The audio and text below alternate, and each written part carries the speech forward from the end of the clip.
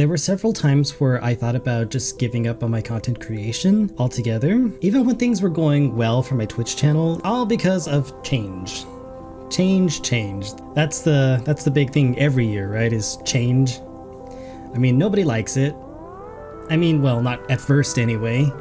I'm no exception. I did get through it though, and I want to share with you a little of my story on kind of how I got here and what I plan to do for the future. Because I have a lot of really awesome stuff planned for 2024, and I want to make it a much better year than it was before and really take my content creation to a whole new level. So stick around, watch the video, and let me kind of give you some background. Let me tell you my story and how I'm going to take all the bad and the good from last year and turn it into something amazing this year. Hopefully.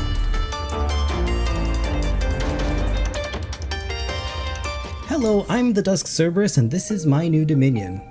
A realm between the edge of twilight and the darkness of night. I play a variety of games on Twitch, and as well as create a bunch of art for anyone who loves a really good story. So let me start with the good stuff from 2023. Last year I started off with Hogwarts Legacy.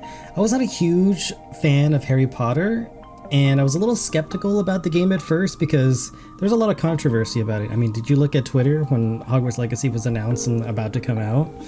Yikes. There was a whole thing with the author of the books and their connections to the game and all that, and it was messy.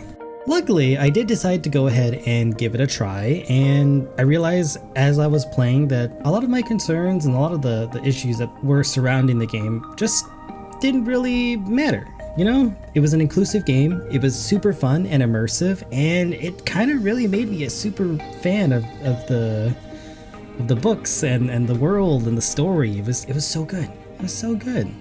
There was a lot of attention to detail also in the world, which I wasn't expecting. I mean, I don't know. The game looks good, but when you actually play it and you see all the little details that they hit around the world, and I don't know, it just caught me off guard. It was amazing. I highly recommend it.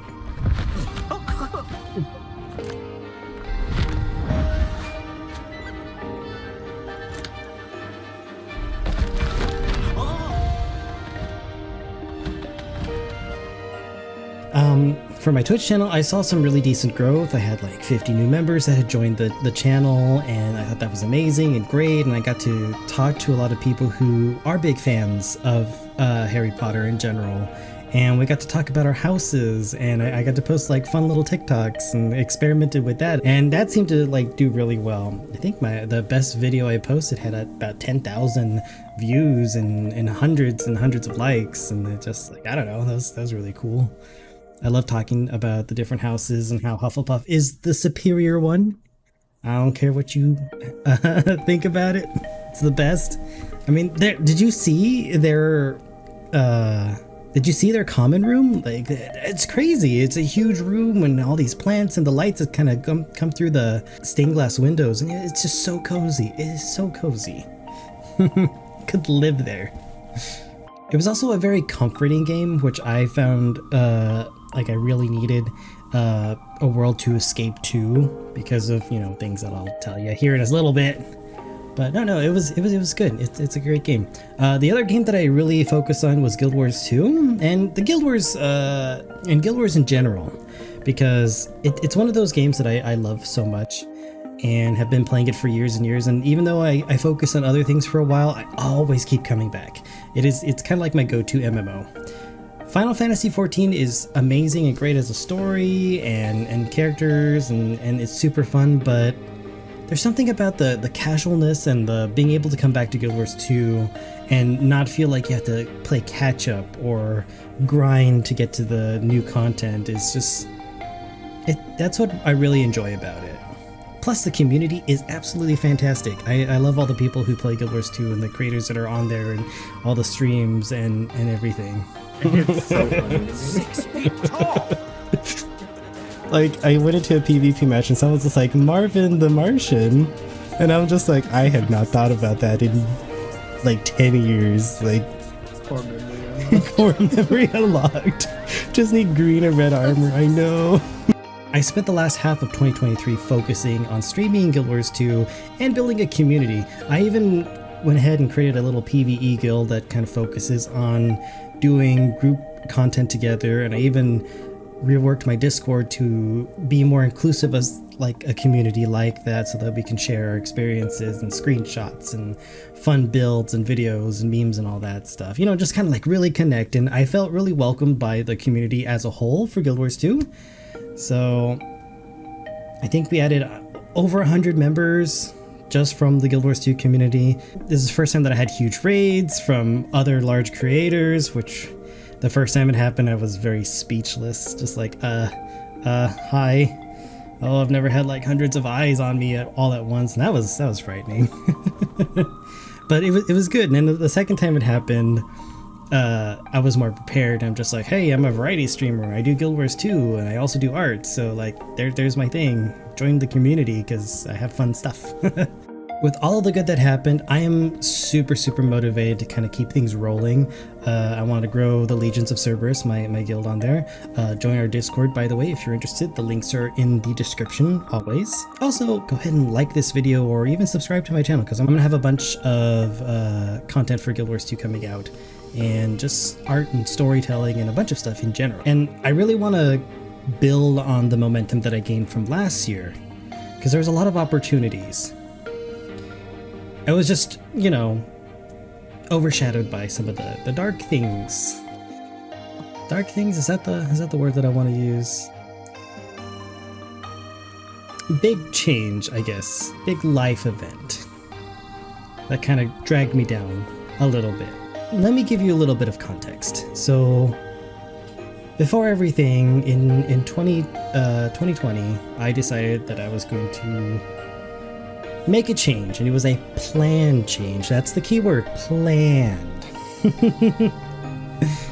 I had been at the same place for a number of years, and same house that I lived in, same job that I had worked at, and same people and friends, and an opportunity to change everything up came along. Like, I fell in love again and started this new adventure where I ended up at the end of 2020, well, actually at the start of 2020, moving out halfway across the country, you know, hundreds and hundreds of miles, like 1,400, something like that, far away from all my friends and family, and starting a life anew in a different place with the person who would end up being my wife. And I know it seems very spontaneous and a little crazy. I mean, not many people like just up and leave like that and quit everything that they were doing, and especially because I was in a comfortable spot financially and everything. And looking back, it's kind of crazy, but at the time, and even still now, it felt like the right thing to do. Big changes, but planned. Like, you can prepare, you can mentally like be ready for things like that when you're the one kind of like moving the wheels of destiny, you know, and the machine pulling the threads, as it were. But no one can really, I mean, regardless of your relationship with your family, no one's really prepared to get that one phone call from a family member where the phone rings and there's just, even before you answer, you can feel just the fear and the dread and the anxiety just kind of like pouring out of it. It could be just because it's a weird time to be called, or on a strange day, or from someone you just haven't heard from in a while, and somehow you just kind of know. So in March of last year, I got one of those phone calls. It was from my mother, and I was visiting some friends that I was trying to reconnect with, you know, after my big change, my big, you know, life, starting over in a new place, and wanted to reconnect with some old friends that I hadn't talked to in a while. And she calls me, and it's one of those, you answer the phone and like, you know, the moment that something isn't right, something's very wrong, and there's nothing really to prepare you for that. Even if your relationship with your parents isn't great, are you ever really truly ready to just lose one of them or both of them? It's a very difficult thing, no matter how complicated the relationships can be, because I mean, they're your parents. I mean, sometimes it happens when we're very young and that's hard to adjust, and sometimes it happens later in life. I mean, ideally you're supposed to have like a really good relationship with your parents, and you want to say your final goodbye when they're, you know, in their twilight years, you know, nice and old. I don't know, it sounds weird to say that, but you know what I mean? That's what you want, you know, where you had spent as much time as possible and as many years has gone by. You want to say goodbye to somebody who has had a life well lived and for a long time. So for them to suddenly just exit your life, and it's so abruptly and then so early, it's very difficult to kind of ground yourself and get your mind to wrap around the whole situation and adjust, because it's a big adjustment, it's a big change, it's an unplanned, unexpected change. It's one of those things that I'm still really struggling with, trying to deal with emotionally and mentally. And it kind of darkened the light of a lot of my projects that I was working on in 2023. So when good things happen, like with Hogwarts Legacy or the community I built with Guild Wars 2, you know, they were just kind of had that looming shadow over everything. And it made it really difficult for me to have the energy or the enthusiasm to work on something or create a project or build on the successes that I reached, and it made it difficult to even reach certain goals, just because, you know, it's just such a thing that just weighs on your mind so heavily. Now, I know not everyone has a good relationship with their parents. I, however, was lucky, and I did have a really good relationship with my dad. Like, the only like big thing I really regret now is just like in these last few years, I wish I had called more and like talked a little bit more, because we didn't end on bad terms. Everything was good. It just didn't realize how short a time I had, and so I wanted, you know, you just wish you had more time, or you had taken more time. And now I live so far away from my mom, who still needs a lot of like help and support right now, and it's very stressful for me to think about her just so far away. And because I'm so stressed about all that stuff, I'm also then I fall behind on work that I want to get done for my channel and content creation and all that. So there were numerous times throughout the year where I was just like, maybe I should just quit. Maybe I should just give it all up and not work on anything and just let it go. Because content creation takes a lot of time and effort. I have to like make a bunch of art. I have to edit clips and videos and come up with scripts and things to talk about and make those videos and post them and build on the community and talk to people. And it's a lot. A lot of people don't realize what goes into being a content creator, but it's so much. And you know, with all the things that were happening and all the stress, and I was just really focused on like maybe I should just like pause this and figure out something to like help my family during, you know, a very difficult time. But, you know, the year progressed and we got stuff done and some stuff got settled, and the laundry list of things that I had to do or help with or figure out and make decisions on, you know, finally dwindled down to just a few things, which still stress me out endlessly. But I'm just one of those kind of people. But, you know, it's that hardship that really makes me feel like it's put me on the right path, because it's guided me in a direction that makes me really motivated to try to do better, to get more accomplished, to really just kind of live life more in the present and worry less about just things in the past and the uncertainty of the future so much. So I don't want to quit. I don't want to give up, because that's not something I really, really want. And I'm pretty sure if my dad were still here, he'd say about the same thing. He'd be like, no, he'd be upset if I were to give up.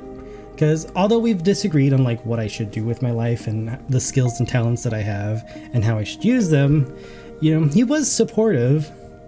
And I think he would be upset if I were to just, you know, quit. See, my dad and I have a love of Star Trek, of all things, you know. I'm a bit of a nerd, and I get it honestly, as they say here. I remember growing up and then him letting me stay up really late to catch those episodes of like Deep Space Nine or Star Trek Voyager. And there were numerous occasions where we binge watched several episodes of Star Trek The Next Generation or some of the original series. We watched all of the Star Trek movies that came out, and it's just one of those things that it was something that we shared and bonded over.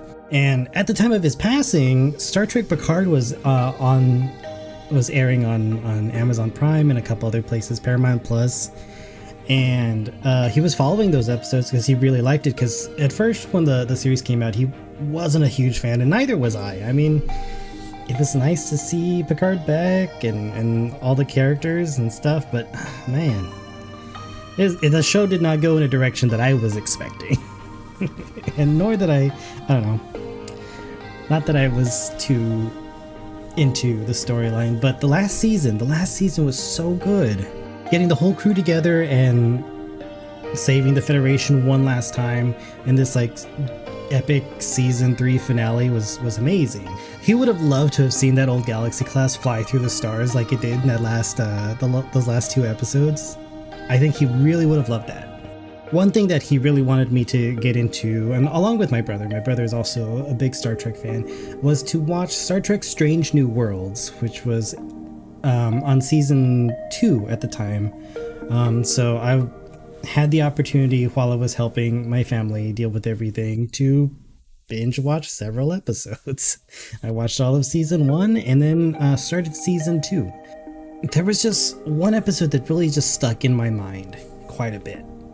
Like, with everything that had happened, season 2, episode 2, where Commander Una was on trial for her being an Illyrian. I don't know if I should really even go into detail about what all that entails. But at one point she quotes the motto of Starfleet and the Federation from its early years and its early founding.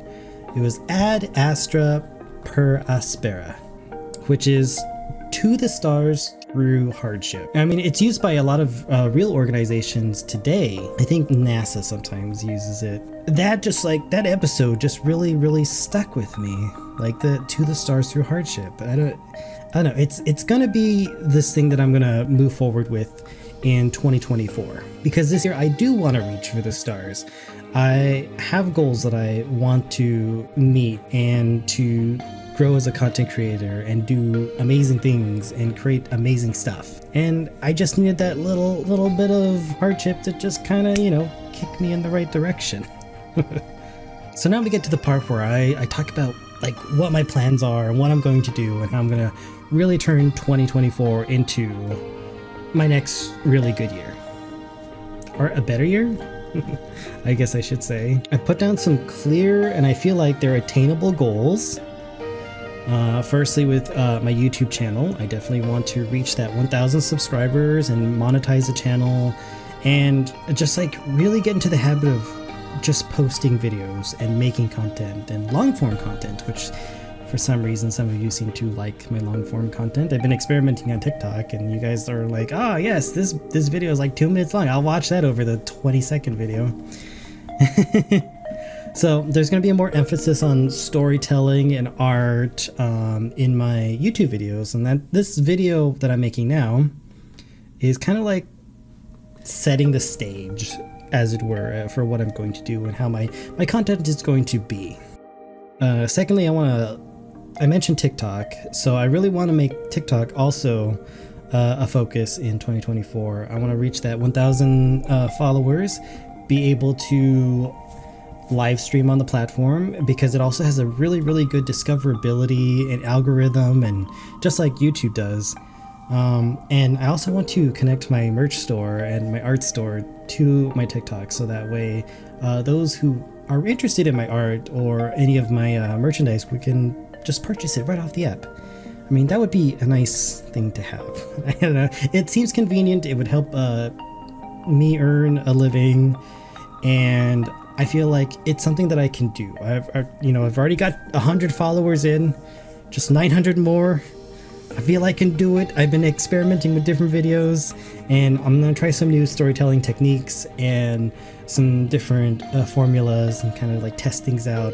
And hopefully I'll find something that really works, where I can just, reach that 1,000 followers.